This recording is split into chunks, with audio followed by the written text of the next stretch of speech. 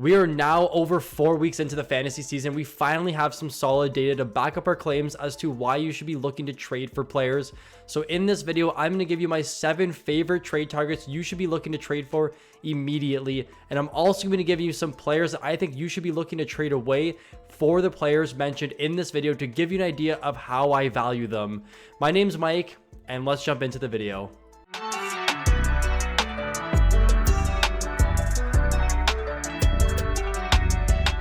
Adrian Kempe was arguably one of my favorite players going into this season, and so far he just hasn't been as good as we've hoped, but this gives you the opportunity to try and make a move and trade for him.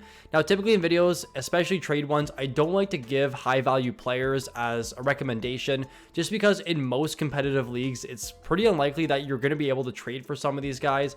But I think Kempe does fall into that 50 to 100 range. It really depends on your league. And with that being said, you can likely make a move to trade for him. Right now in Yahoo, he has center right wing eligibility. And I've been noted more and more, and I've actually, a lot of the league managers in some of my leagues have just been saying that how scarce right wing has become. I think with some of the positional changes in the eligibility updates that it's going to become less and less scarce. But for right now, the center right wing eligibility for Kempe allows you to have a lot of flexibility in those position lineups. Right now, his current pace, 82 points, 266 shots, 150 hits. I don't like using pace too early in the season, but the most notable parts is that he's still putting up points and that shot and hit volume mix is still elite like we saw last season. Now, it was funny to look, he had just 2 goals this season and his shooting percentage was way down and he's been very unlucky. His 2 goals were actually both empty net goals, so he hasn't actually scored at 5-on-5 or on the power play. It's literally just been with the goalie pulled, so playing 5-on-6, and he has 26 shots on net. So if you take away those empty net goals, he has 0 goals on just 24 shots, meaning he's been super unlucky this season. And that's what we've seen from the analytics, a negative 2.4 goals scored above expected, making him the 8th most unlucky player in the league right now, which is a perfect time to buy low on him.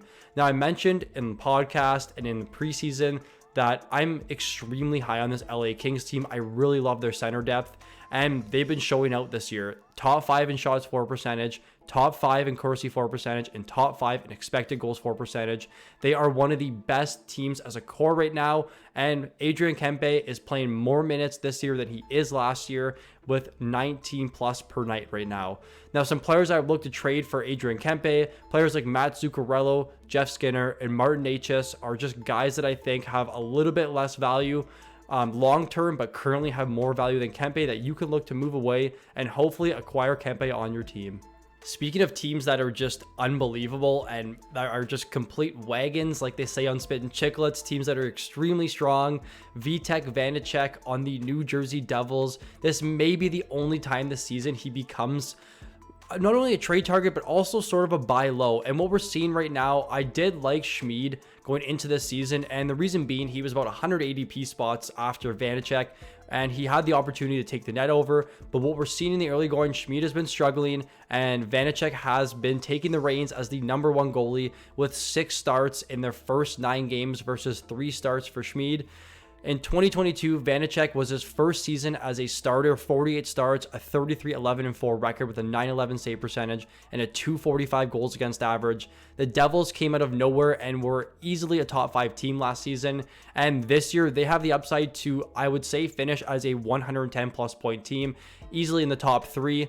And for Vanecek, his numbers are down this year, a 324 goals against average, a sub 900 save percentage, but in his career, he's a 908 save percentage goalie, a 262 goals against average goalie. For me, I just look for goalies that are on the best team. I'm typically someone that likes to punt goalies and then find them on free agency, whether it's a backup filling in for a starter or someone that just comes up on a very good team and takes over the net. With Vanecek here, you're getting a goaltender on a top 3 team with upside to finish as a league winner like he did last season. This may be the only time to buy low on him. I don't know how fast the window is going to close. I think it's just a few more starts. And if he has good starts and a couple more wins, then people are going to be all over him. But there's no reason for him not to be in the 90% roster percentage. So some players I would look to trade for. Trade for Vanecek. Joseph Woll, Jordan Binnington, and Carter Hart. I don't know if you can get Vanecek for Woll. I actually was offered that in a league. With Binnington here, just a team that hasn't been very good historically, and the last couple seasons, and Binnington just as a goaltender is not very good. And Carter Hart, the Flyers again are starting off extremely hot like they did last season, and they are due for regression at some point. Jordan Kyrou is a player that I seem to get to in almost all my leagues each and every season just because of how much people sleep on him. Last year in my $55 buy-in league, he was actually dropped in the first 8 games of the season, and I was able to add him, and he ended up being a long-term hold for me.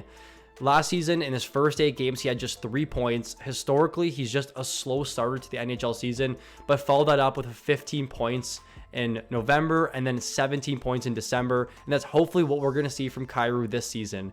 He's on back-to-back seasons with 75 points, and he barely misses any time. He missed 3 games last year and 6 games the year before. That's what you want from players that have just a really high reliability percentage that you know will not get injured and just don't have history of getting injured. Now, I can't predict injuries, but players that just have nagging lower body injuries or nagging upper body injuries season to season typically miss a lot of games. Like a good example is Patrick Laine, but with Kyrou here, you're getting a guy that historically does not have a lot of injury history. Now, his minutes are up this season to over 19 per night. It's crazy to me that he still had close to a point per game pace last year while playing just around 18 minutes. His shot rate's up at 10.3 shots per 60, and he's averaging about 6 shot attempts per game. So just like we saw last season, he's firing the puck at an elite rate. He had 272 shots last season. He has the upside to score 40 goals, take 260 shots, and have 80 plus points. The Blues are a little bit of a wild card team. Their D-core just isn't as good as I hope them to be this season. But with Kyrou here, you're getting a guy that's literally the #1 offensive player on a pretty solid team. Now, the shooting percentage is at just 4.3% so far this season versus a career 13% shooter, which means he's just been very unlucky to start the season. Now, some players I'd like to trade for Jordan Kyrou, someone like Anze Kopitar, who is a center. Now, I would actually be looking to try and offload some of your centers for wingers because it just seems like the center position is super full. So that's why I included him. Tara Viden, who has been super hot to start the season with 7 goals on 19 shots. And someone like Brandon Hagel, who still has name value on a pretty good Tampa team. I think Kyrou just has better long-term success than he will this season. Luke Hughes was actually the first person I wrote about when making this video. And the reason why I like him so much is because he is the clear #1 power play guy on, and I don't have to repeat myself, but a very, very good New Jersey Devils team. It's super interesting to see that Dougie Hamilton had a career year last year, a Norris candidate type season, and Luke Hughes can step in and become that #1 defense and take over the spot from Dougie Hamilton. It's a really interesting move for the Devils here. We obviously know that Luke Hughes, a former 4th overall pick, is one of the top defenseman prospects in the entire NHL, especially offensively. And maybe they're just trying to utilize that to their advantage. I'm not the coach of the team, but for me, if Luke Hughes is playing power play 1, I want to be rostering him on my team, especially before he really starts to break out. The Devils last season, the 12th most efficient power play. I went and checked for this year. They currently have the most efficient power play in the entire NHL at about 18 goals for per 60, which is amongst the highest I've seen in the last couple seasons. So expect this to come down. But right now with Hughes, he's doubling the average time on ice per game on the power play versus Dougie Hamilton. Again, another clear indication that he is the #1 power play defenseman. And the Devils as a team are just a top 5 team in hockey. The big thing to note with rookies and with young players in the league is that they typically don't start the season playing 21 to 25 minutes per night. But as the season progresses and as they begin to get more games under their belt and be more sound defensively, players, like especially young players, will begin to see those minutes gradually increase throughout the season, and that's what we're likely to see with Luke Hughes. Now, for his upside, I would say 55 points, 25 power play points, and over 150 shots.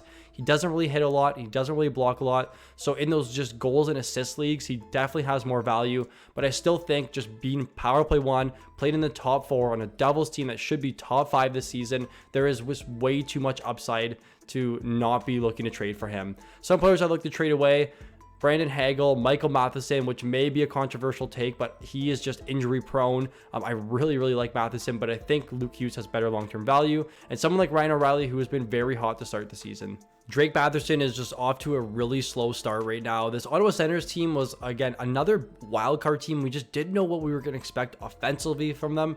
But Drake Batherson last season in Yahoo Standard Points Leagues was a top 70 player. And right now he's sitting around 250. At just 68% rostered, I'm extremely surprised to see that, given he had 62 points, 29 power play points, 249 shots, and 115 hits just last season. He's a young player in the league, and he's playing line 2, power play 1 on a Senators team that I think offensively should be a lot better now that Norris has returned to the lineup, and Jake Sanderson is really sprouting into that #1 defenseman that we were hoping to see from him. So far this season, 8 games played, just 4 points, 2 on the power play, 17 shots, and 7 hits. The hit volume is down quite a bit, and it's down from what it was like a couple years ago when he first entered the league. He was hitting like crazy and shooting the puck like crazy, but I don't think there's any panic here. The minutes, shots, and hits so far this season are all down, but it's super early. And now with Josh Norris back, him and Batherson historically have been extremely good together, with a 57% Corsi for percentage and a 65% goals for percentage as a duo. So the line right now is Batherson, Norris, and Vladimir Tarasenko, 3 very well-rounded players.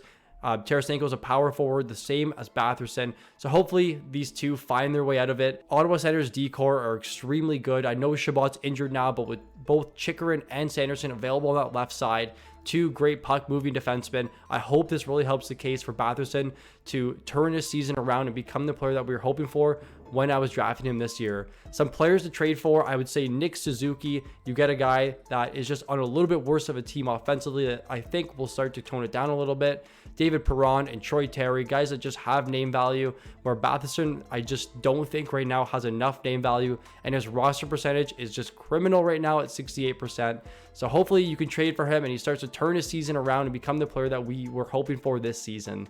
Zach Werenski was arguably one of my favorite sleepers this season, one of the best defenseman sleepers in the entire NHL. He was coming back from injury. He missed the entire season last year with a torn labrum, and he's back. He did have injury at the early parts of the season. He missed about a week and a half, and his value dropped considerably. I'm really surprised to see a defenseman with his deployment at just 55% rostered. There's no reason for this at all. A guy that's averaging around 26 minutes per night since coming back from injury, played in a pair 1, power play 1 role. Now, I know this Columbus Blue Jackets team is really nothing to write home about. They're just a little bit worse offensively than we were hoping for this season, but with Werenski, you're getting a defenseman that's going to play massive minutes in a very, very strong role. And he's firing the puck like we saw in previous years, because he is a former 20 goal scorer. He's at 8.2 shots per 60, which is 5th amongst defensemen, and 18.13 shot attempts per 60, which ranks him 6th amongst defensemen. He's getting those offensive looks. He's shooting the puck at an elite rate like we saw in previous years. And for me, I can safely project him for 15 plus goals, 220 plus shots, and 50 plus points. You can't get many defensemen with this much upside available on free agency in some leagues. In those 10 plus team leagues is where I assume 45% on roster percentage is, and that means you should be adding him if you can. Some players that I would look to trade away to acquire Werenski would be Tony DeAngelo, Elias Lindholm, or Valerie Nichushkin. It really depends on how many forwards you have relative to how many defensemen. But as always, defensemen will always have more value just because of the scarcity in the position. Owen Tippett is the last player for this video, and I just can't figure out why everybody is still sleeping on him. I'm shocked to see that ownership percentage just at 38%, even though he's continuing to shoot the puck at one of the highest rates in the entire NHL. So far this season at 5-on-5, he has the 3rd best shots rate and the 4th best shot attempt rate. He's moved up to the first line, and what we've seen since then, 3 points, 23 shots on goal, and 6 hits. He has just 1 goal on 31 shots this season, and his shooting percentage is down 6% from his career and about 8% from what we saw last season. He has just 1 goal on 31 shots. You have to think that if he continues to shoot the puck at this high of a rate, the goals are going to come eventually. This Philadelphia Flyers team has been very good to start the season. He finally has some help in that top 6 with Cam Atkinson and Sean Couturier on their team. With Provorov gone, Sanheim has taken a step up and has been extremely good this season. Owen Tippett just has an overall better team around him, and after a slow start, he's continuing to shoot the puck at one of the highest rates in the league, and people are continuing to sleep on him. This season, I have the upside for him at 30 plus goals, 250 plus shots, and 150 plus hits. The hits are going to come eventually. We've seen it over the last couple games, but he started the season off just not throwing the body at all. It's going to come. His minutes are going to continue to go up as the season progresses because he is one of the top players on this Philadelphia Flyers team. It's just John Tortorella's management style. Now, some players I think you could trade for Tippett if he's not available in your league. Andrew Kopp, Nick Schmaltz, and Vladimir Tarasenko. I like Tippett's upside a lot more than all three of these guys. I think the opportunity for him to be a 200 plus shot, 100 plus hit player is his absolute floor. The floor is high, the ceiling's even higher. Definitely a guy you want to be looking to trade for as soon as possible. That will do it for the players to trade for video. If you enjoyed the video, make sure you leave a like and subscribe if you're new to the channel. Thank you for watching if you made it this far, and I look forward to seeing you all in the next video.